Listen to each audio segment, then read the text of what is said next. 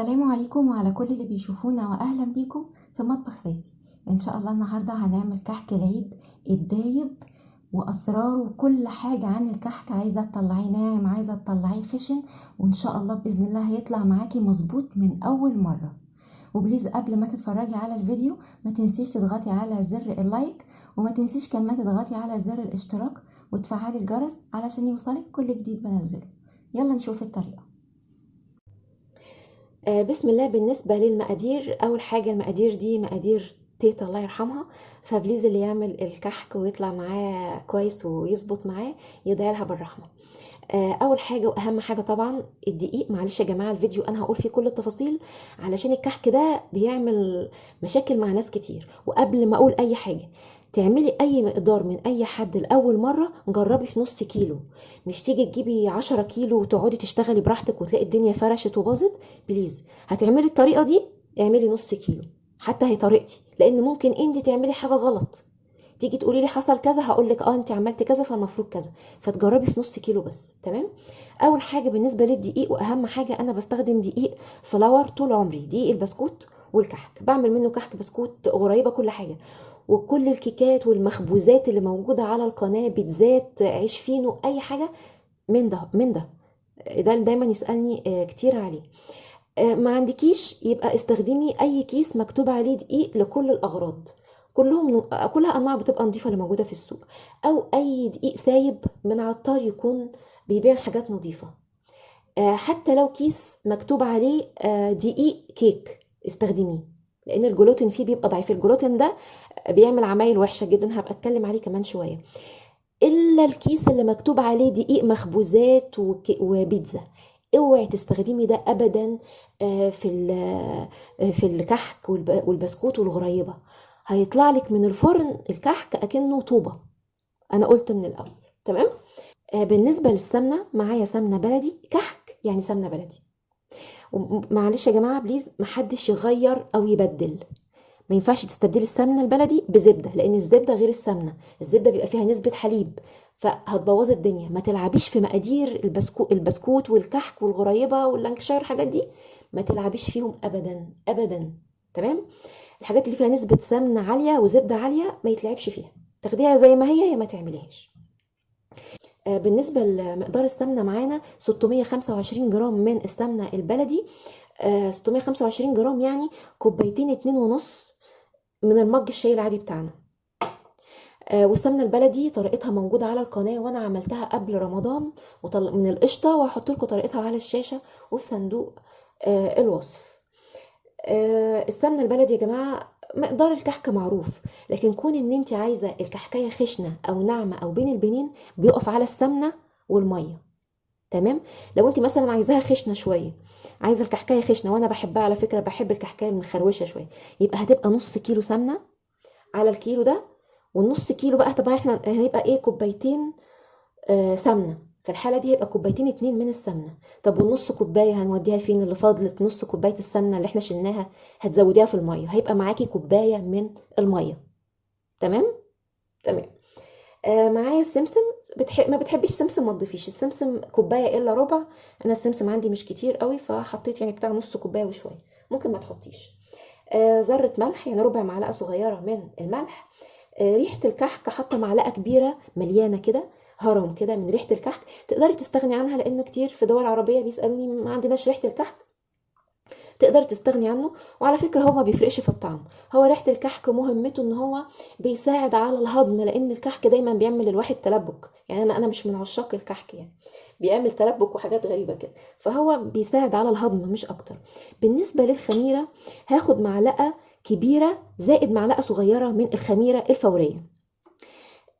بصوا يا جماعة، لو انت عندك الخميرة البيرة اللي هي الطرية يبقى هتستخدمي كمية أكبر، لأن دي جافة ما فيهاش مية فبنستخدم كمية قليلة.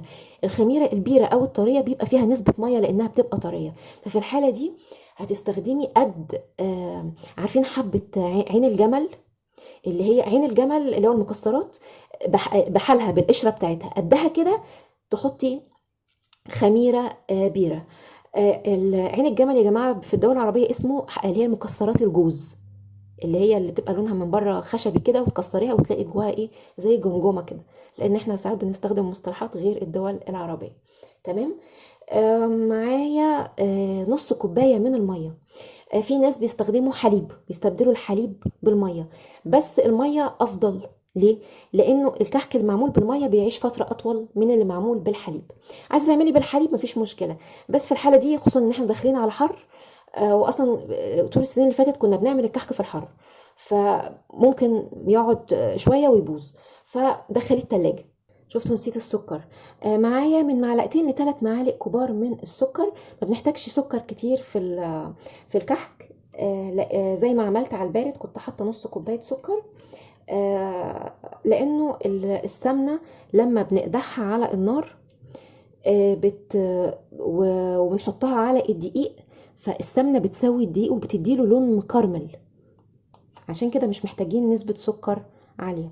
هضيف هنا، معلش هجرب الاول الخميره، لان الخميره دي عندي بقالها فتره في الفريزر، وانا ما لقيتش خميره من الطريه، ما لقيتش عندي كميه تكفي في الفريزر، فمعلش هجرب الاول. لو فارت وبقت كويسه، طبعا الميه دي دافيه دفتها. لو انت متاكده ان الخميره بتاعتك كويسه وكده مجرباها قبل كده، ما تحطيش ميه دافيه، ميه عاديه وخلاص. تدوبي بس فيها الايه، لازم تدوبي فيها لو هتستخدمي الفوريه لازم تدوبيها في الميه، عشان لو رشتيها على الدقيق زي ما بتعملي المخبوزات، ما ينفعش المخبوزات غير الكحك. هتلاقي الكحكايه عامله كده ومبقعه، لو لقيتيها مبقعه تعرفي ان البقعه دي حتت اللي هي فتافيت الخميره اللي انت ما دوبتهاش، فلازم تدوبيها في الميه. اشوفها كده، لو عليت وبقت مؤدبه هكمل شغل، مش مؤدبه هستنى لما انزل بقى واشتري تاني. نحطهم كلهم بقى عشان يدوبوا في الميه. لو السكر كان بودر ما كنت رميته على الدقيق عادي، بس لازم ادوبه. في الميكسر هنحط الدقيق، وهقول لكم ازاي تعملوها يدوي لو ما عندكوش ميكسر. بسم الله. عليها ريحه الكحك، عليها رشه الملح بس بيعدل الطعم وبيوزن الدنيا، ولو في اي رطوبه في الدقيق الملح بيطلعه. هنقلبهم. حطيت السمنة على النار علشان نقدحها، وهنعرف مع بعض ازاي السمنة وصلت لدرجة الحرارة المطلوبة، لان احنا مش عايزينها تكون بتغلي، لانه لو بتغلي ده غلط جدا، الكحك ما يظبطش معانا. ولو السمنة ما هياش سخنة كفاية برضو ده ما يظبطش معانا الكحك. لما تلاقوه بينمل كده، بينمل يعني بيطلع، تيتا الله يرحمها كانت تقول الكلمة دي، بينمل يعني تلاقوه مطلع فقاعات كده. نعمل احنا ايه بقى؟ نقوم جايبين نطرة دقيق تحطيها على الوش. لا لسه ما استواش، لو ما لقيتيش الدقيق اتشوى على الوش وريحته طلعت في مناخيرك يبقى لسه، هنستنى عليها شويه. هنرش رشه كمان من الدقيق. لا خلاص، لا خلاص. في الحاله دي يا جماعه هنعمل ايه بقى؟ السمسم بدل ما نقعد نحمره وجع قلب، اهو هيتحمر جوه الدقيق، هو اسمه ايه السمنه. هنقفل عليها. بصوا حبايبي السمسم بقى عامل ازاي، اخد اللون الذهبي. بسم الله.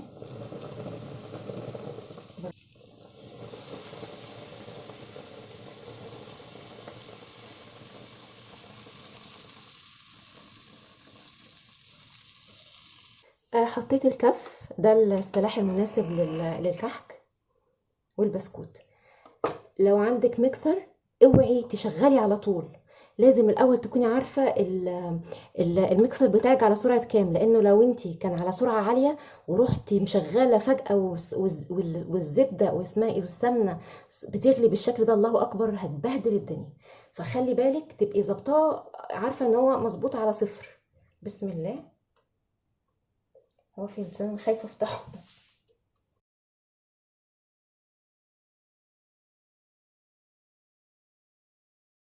هو انا ما كانتش بتصور، معلش يا جماعه، انا ضفت استغفر الله. ضفت الخميره، وقلت ما تضيفيش الخميره الا لما تكون العجينه دافيه. لو العجينه سخنه ما تضيفيش العجينه، ما تضيفيش الخميره، لان الخميره بتموت وما بيبقاش ليها اي فايدة لو درجة العجين اكتر من 60 درجة مئوية. تمام. فلازم العجينة تكون دافية وتضيفي الخميرة. حاجة مهمة جدا، اول ما تضيفي المية او الحليب ما تعجنيش، يا دوب تلمي المكونات، لكن هتعجني كتير هيطلع معاكي الكحك ناشف، تضربيه في الحيطة يردلك تاني زي الطوبة. التكاية دي مهمة جدا يا جماعة، نلم بس المكونات، عجن لا، طالما نزلنا بالمية او بالدقيق. لكن لما السمنة موجودة عادي تبسي وتعجني كويس زي ما يفرقش. تمام، عشان بس ما يعضمش معانا. هنلم بس المكونات، ما خدتش حتى دقيقتين اتنين حتى على شو مسكت ازاي. بعد ما بتبسيها بالسمنه بتلاقيها سايحه كده، ما تخافيش، ما تفكريهاش باظت، لا ضيفي الميه او الحليب ما يهمكيش، ترجع تمسك نفسها. شو مسكت نفسها ازاي، هي كانت الاول مسيله، مسكت نفسها، ريحتها تحفه تحفه. بسم الله. بس حبايب قلبي، عشان تعرفي اذا كانت هي محتاجه ميه او حليب ولا لا، اهي تكوريها اهي. لو لقيتيها مشرخه من الجناب ومشققه يبقى محتاجه، لقيتيها حلوه كده وتمام كده يبقى مش محتاجه. لما تضيفي السمنه على الدقيق تقلبي بالمعلقه الخشب، اوعي تنزلي ايدك ابدا، تقلبي تقلبي لحد ما تهدى معاكي، ما تحسي ان انت تقدري تمسكيها، تاخديها على ايدك كده وتفضلي تعملي كده وتلمي وتفضلي. ده اسمه البس. لما بتبسيها كده كده بتشربي كل حبيبات الدقيق، بتشربيها بالسمنه، تفضلي تعملي كده كده وتحطي ايدك جوه طبق كبير كده وتفضلي تبسيها لحد ما تحسي ان العجينه كلها اتشبعت، الدقيق كله اتشبع بالسمنه. وبعدين بتضيفي الحليب او الميه ويا دوب تديهم لفه بس كده، بتلميهم بس وما نعجنش زي ما انا ما قلت. هنشتغل على طول، ما بنسيبش العجينه تخمر. كالعاده انا بحب يا جماعه او اعمله على الميزان، وبحب اعمل الواحده يا دوب تاخديها على البق واحد على طول، قطمه واحده. ما بحبش افرفت، فرفتة دي بقى انا ماليش فيها. بعملها 10 جرام. تمام، 10 جرام صغيرة جدا. عايزة انتي ما عندكيش ميزان وعايزة تحسي ان كلهم قد بعض، هتعملي ايه؟ بسم الله. هتعملي العجينة كده اهي، وتقطعي الحجم اللي انت عايزاه كده كده كده. هيبقى اقرب جدا ان انت تجيبيهم قد بعض، يبقوا قد بعض. شوفوا الحاجة قد بعض. تمام. ده بالنسبة للعجينة. أنا ما بحبش بصراحة الكحك محشي، يعني ملبن وعجوة وكده لا.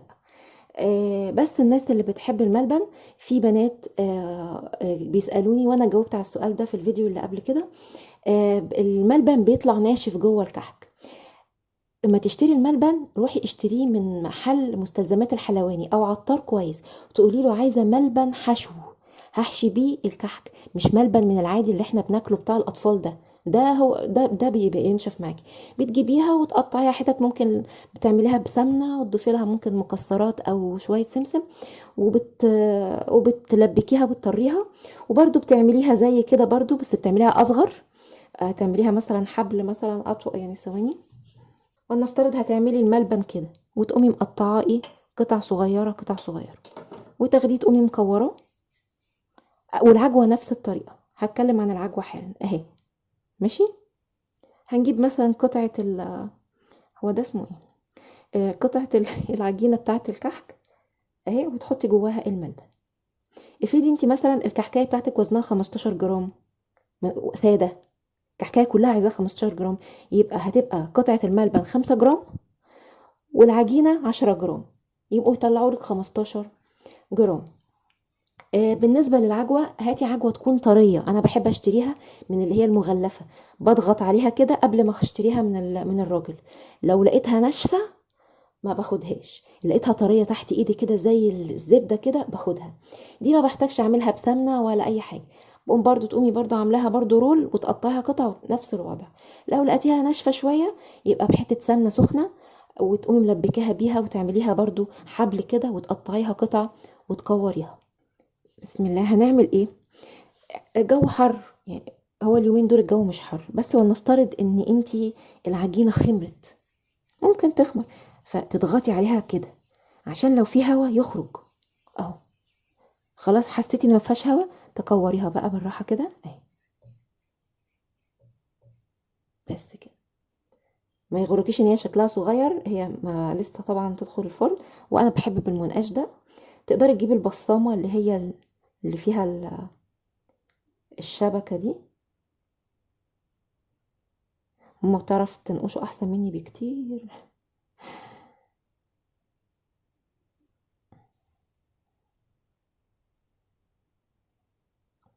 ولازم تغرزي فيها المنقاش جامد علشان لما تدخل الفرن ما النقشه بتاعتها ما تسحش. موضوع ان النقشه تسيح ده برضو بيبقى بسبب المقادير. المقادير اهي اهي اهي اهي. بصي هي يا دوب واقفه على عقلتين صباع صغيره جدا، وتسيبي بينهم مسافه لانه حجمه هيكبر شويه، مش هيكبر كتير بس هيكبر شويه. هخلص كل الكميه وارجع تاني. بعد ما خلصت الكمية كلها هبتدي اسوي اول صينية عملتها. مش هنسيبه يخمر خالص. انتي بعد ما تخلصي كيلو تبتدي باول صينية. الفرن سخن على درجة حرارة 150 درجة متوسطة. ده لو الكحك بتاعك مفهوش حشو. لو الكحك فيه حشو مثلا عجوة او ملبن، يبقى هتدخليه على درجة حرارة 160 170. ليه؟ لان اوريدي الكحكاية من جواها مستوي، اللي هو الملبن او العجوه اللي جواها مستويه، فهيبقى محتاجين بس الكفر اللي بره هو اللي يستوي، اللي هو العجينه من بره. فلازم تعمليها على درجه حراره اعلى شويه علشان خاطر ما تقعدش الصينيه كتير في الفرن. لو عملتها مثلا على 150 هتاخد وقت اكتر، وبالتالي العجوه اللي جوه هتلاقيها نشفت او الملبن هتلاقيه نشف.